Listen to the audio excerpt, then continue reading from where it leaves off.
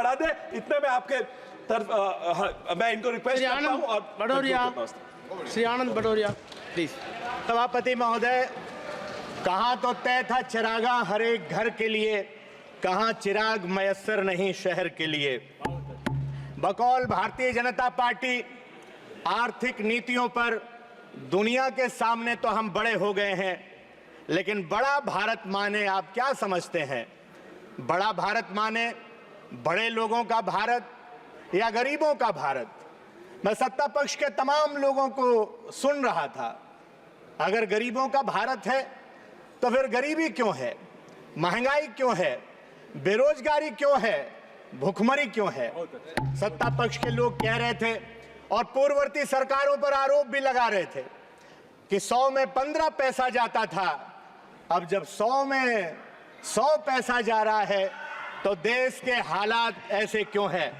सभापति जी, देश के अंदर 8 करोड़ लोग इनकम टैक्स देते हैं और 8 करोड़ में लगभग 10 लाख लोग ऐसे हैं जो कम आय वर्ग से संबंधित हैं, जो अपनी आय का 15.22% हिस्सा इनकम टैक्स के रूप में, अपने घर संबंधी खर्च के रूप में, खान पान में 18 से 20% हिस्सा खर्चों पर कर के रूप में आम आदमी चुकाता है।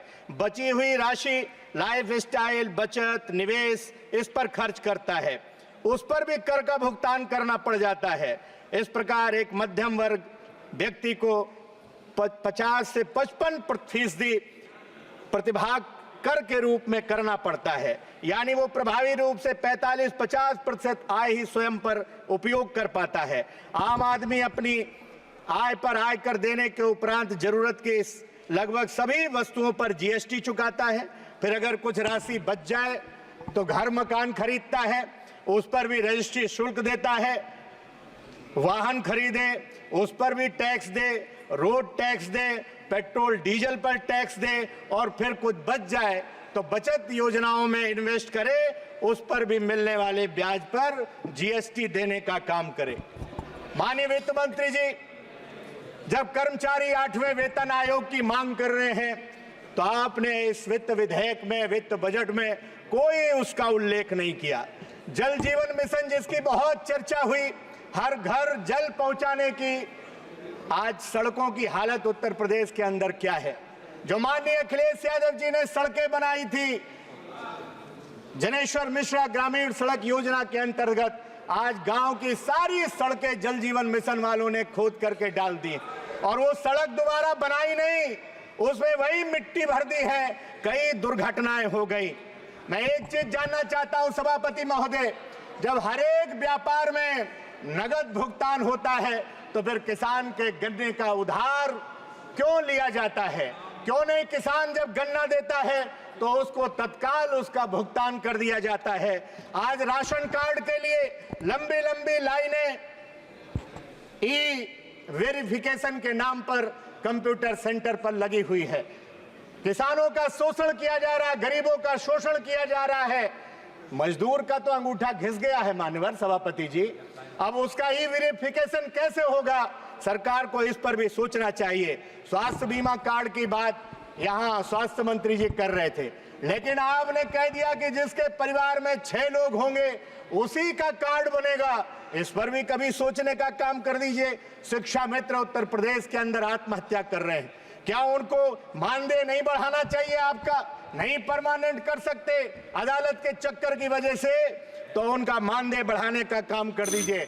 टेलीकॉम सभापति जी जस्ट कंक्लूड कर रहा हूं, वैसे तो अभी हमारी पार्टी का समय है लेकिन 2 मिनट में, इसलिए टेलीकॉम कंपनियों ने बीएसएनएल को छोड़ दीजिए तो सारी कंपनियों में क्या आप नहीं कह सकते थे कि आनंद फानन में इतना क्यों रेट बढ़ा दिया गया? मैं उस रेट को वापस लेने की मांग करता हूं। सभापति महोदय, पुलिस ड्यूटी के 8 घंटे किए जाएं और पुलिस को भी छुट्टी देने का काम किया जाए, ये मैं मांग करने का काम करता हूं।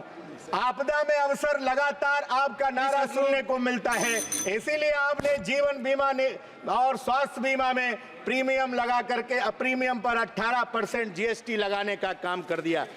माननीय सभापति जी, आर्थिक सर्वेक्षण में से स्पष्ट है कि देश में मांग सृजन होना चाहिए, इसलिए कृषि, ग्रामीण विकास, एमएसएमई तथा मैन्युफैक्चरिंग पर बिना ध्यान दिए ये संभव नहीं है और पेट्रोल डीजल पर भी जीएसटी के दायरे में लाने का काम करना चाहिए, जिससे आम आदमी को कम से कम राहत मिल Thank you. सके। जो अनक्लेम्ड Thank you, रकम thank you. पड़ी हुई है Please, please, 78,213 Minister crore has to give रुपए reply, और please. बैंक में जो कम पैसा रखने पर 8,300 करोड़ रुपए पड़ा हुआ है, उससे कम किसानों का कर्जा माफ कर दीजिए। लेकिन मैं जानता हूं सभापति जी, ये ऐसा नहीं Thank करेंगे, क्योंकि इन्हें उद्योगपतियों का कर्जा माफ करना है, इन्हें पोत किसी एक आदमी को देना है, इन्हें एयरपोर्ट भी उसी उद्योगपति को देना है, इन्हें बिजली भी उसी उद्योगपति का सौंपना है, क्योंकि आगे आने वाले दिनों में जब वो उद्योगपति चाहेगा तो देश ठप कर देगा।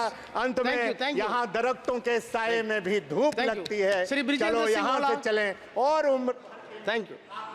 हाँ, थैंक यू। धन्यवाद माननीय सभापति जी। मैं मेरे दल का भी बहुत आभारी हूँ कि मुझे बोलने का अवसर दिया इस वित्त विधेयक पर। देखने से लगता है कि ये धनवानों के लिए